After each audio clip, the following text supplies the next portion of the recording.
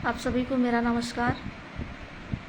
Please आप लोग जुड़िए और हमारे साथ अपना विचार साझा कीजिए और हमारी भी बातों को सुनिए। शांतिपूर्वक जो है अपने भी विचार रखिए बाय कमेंट्स। जैसा कि आप लोगों ने देखा होगा कि लोकसभा 2024 का चुनाव बहुत ही अच्छे से शांतिपूर्वक जो है निपट गया मतलब दूसरी तरफ मत ले जाइए कि निपट गया। हाँ, वैसे सोचा जाए तो वो भी निपट गए हैं। दूसरों को आत्मनिर्भर का ज्ञान देते थे, आज खुद जो है दूसरों पर निर्भर हुए हैं। फिर भी कहते हैं कि रस्सी जल गई पर बल नहीं गया, ऐठन नहीं गया बंदे का। फिलहाल सरकार किसकी बनेगी किसकी नहीं बनेगी, ये दो किंग मेकरों पर निर्भर है।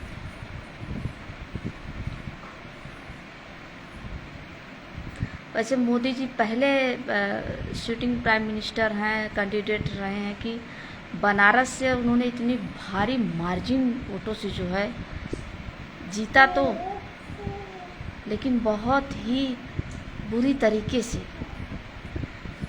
जितनी चर्चा हारने वाले की हो रही है उतनी चर्चा जीतने वाले की नहीं हो रही है। और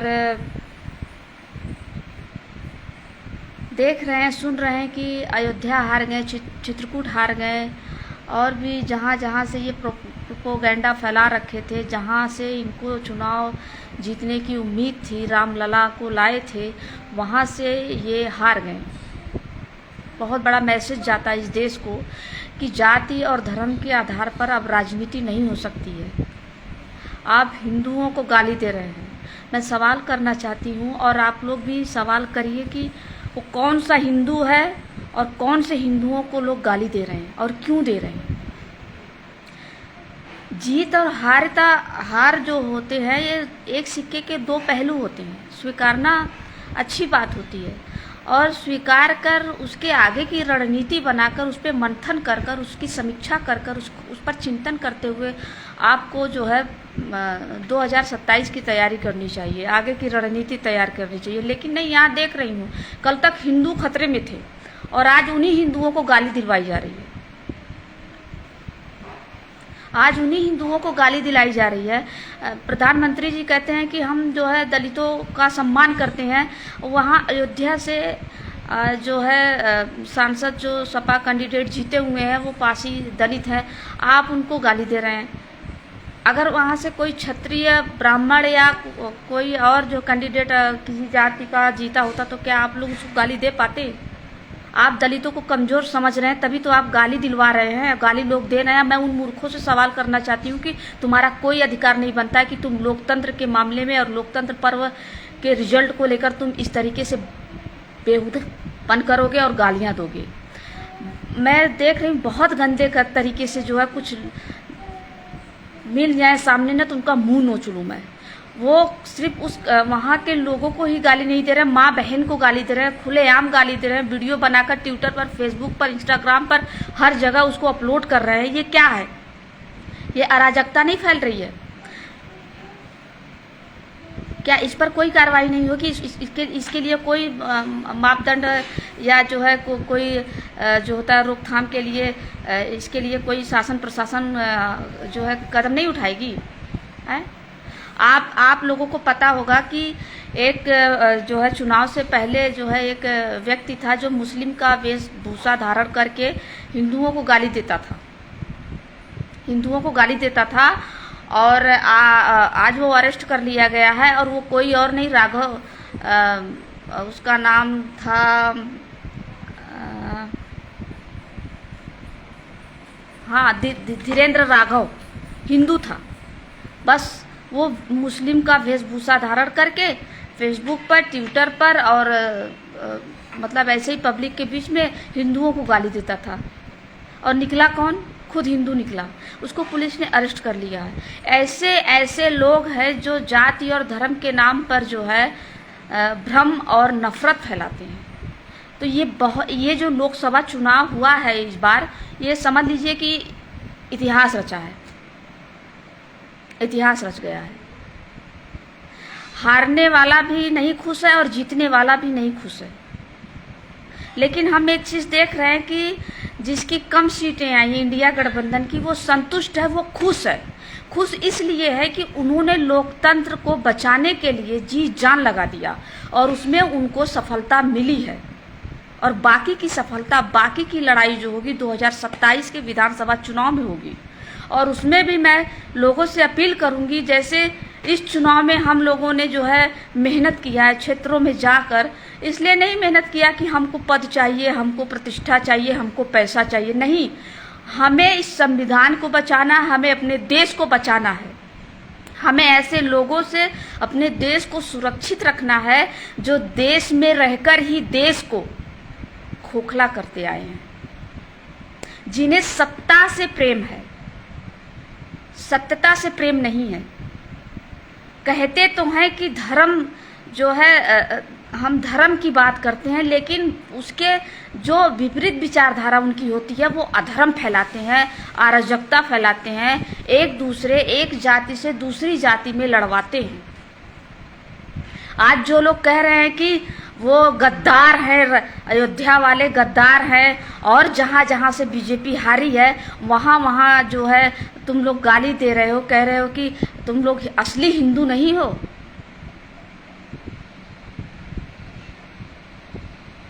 आप अपने दिमाग में ये विचारधारा लाते कहाँ से है, कहाँ से आपके दिमाग में ये चीज़ भर दी जाती है? आप लोग अभी भी वक्त है, अभी भी सुधर जाइए। ये देश किसी की बपौती नहीं है। इस देश में सभी जाति धर्मों का खून मिला हुआ है, और जिन धर्मों जो इस देश के लिए मर मिटे शहीद हो गए और अपना सब कुछ न्यौछावर कर दिया, उन्होंने कभी किसी जाति धर्म को गाली नहीं दिया।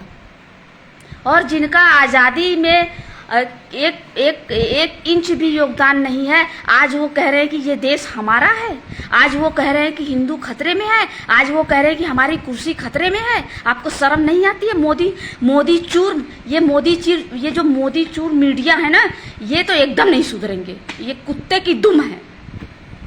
इन बेशर्मों को कितना भी जलील कर दो, लेकिन ये सुधरने वाले नहीं हैं। महाराष्ट्र में जहाँ जहाँ मोदी जी गए थे, महाराष्ट्र में वहाँ जो है टोटल 15 सीट निकाला है कांग्रेस ने। ये बहुत बड़ा परिवर्तन देखकर भी अगर आप लोग नहीं अपने विचारधारा को बदलेंगे और जो है नफरत की राजनीति करने वालों का साथ देंगे, अपने ही लोगों को आप अपना खुद नुकसान कर रहे हैं। आप अपने आप से सवाल करिए कि अगर आपके मोहल्ले में आग लगती है, आपके मोहल्ले में कोई अराजकता फैलती है, तो उसका नुकसान किसको होगा? वो बंगला में बैठने वाले नेताओं का होगा, MP MLA का होगा, या आपका होगा, या आम जनता की होगी? अगर वो अराजकता और वो आग लगेगी तो आपका भी घर अछूता नहीं रहेगा। आप लोग पढ़े लिखे हैं, समझदार बनिए, जागरूक बनिए। चलिए ठीक है, हर पार्टी के लोग जो होते हैं अपनी अपनी विचारधारा के साथ समर्थन करते हैं, अच्छी बात है, मैं भी करती हूँ। लेकिन वक्त आने पर अगर हम जिस पार्टी से जुड़े हुए हैं, अगर उसमें भी कहीं गलत होगा तो मैं उसका भी विरोध करूँगी, क्योंकि हम किसी के यहाँ खरीदे हुए दिहाड़ी पर नहीं बैठे हुए हैं। ये होती है विचारधारा। कांग्रेस पार्टी का जो एक विचारधारा है वो कहती है कि अगर आप दुश्मन जो इस देश को नुकसान पहुंचाने, समाज को नुकसान पहुंचाने की कोशिश करे, तो आप उसके विरोध में खड़े हो जाइए। और अगर हमारी भी पार्टी में कहीं अगर आपको ऐसा लगे तो आप उसके भी खिलाफ खड़े हो जाइए। ये होती है पार्टी, ये होती है विचारधारा, ये ऐसे होते हैं नेता, और ऐसा होता है नेतृत्व।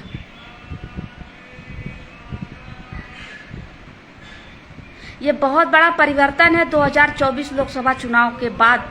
अब जो परिवर्तन होगा बहुत, क्योंकि हम जो है जा रहे हैं, मतलब कभी कभार निकलती हूँ तो लोग हमसे सवाल करते हैं कि इस बार मोदी जी जो है टीवी पर नहीं आ रहे हैं, मोदी जी के चेहरे पर वो खुशी नहीं है, मोदी जी के मंत्रिमंडलों के चेहरे पर वो खुशी नहीं है, वो कॉन्फिडेंस नहीं है, वो विश्वास क्यों नहीं है?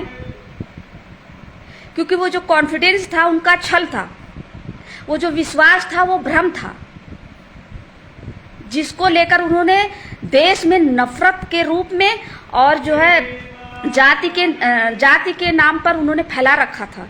उस चीज को, उस भ्रम को, उस नफरत को जनता ने इस 2024 लोकसभा चुनाव में समझते हुए अपना समर्थन दिया है।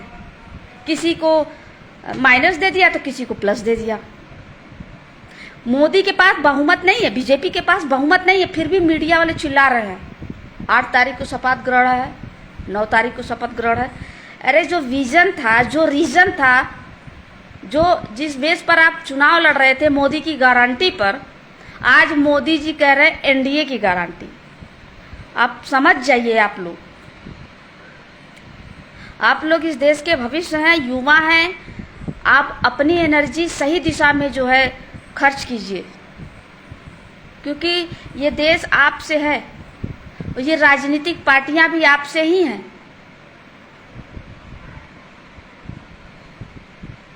इतने सारे खुलासे होते रहते हैं, इतने सारे खुलासे होते रहते हैं, लेकिन फिर भी मतलब कुछ लोग हैं कि मतलब उनको समझ में नहीं आता है कि वो समझना नहीं चाहते हैं या समझ कर भी ना समझ बनने की कोशिश करते हैं। अगर आप ऐसा कर रहे हैं तो बहुत आपका ही नुकसान होगा। उत्तर प्रदेश में जो सपा की आंधी आई, इंडिया गठबंधन की आंधी आई, इसको लेकर तो आप सीख ले लीजिए।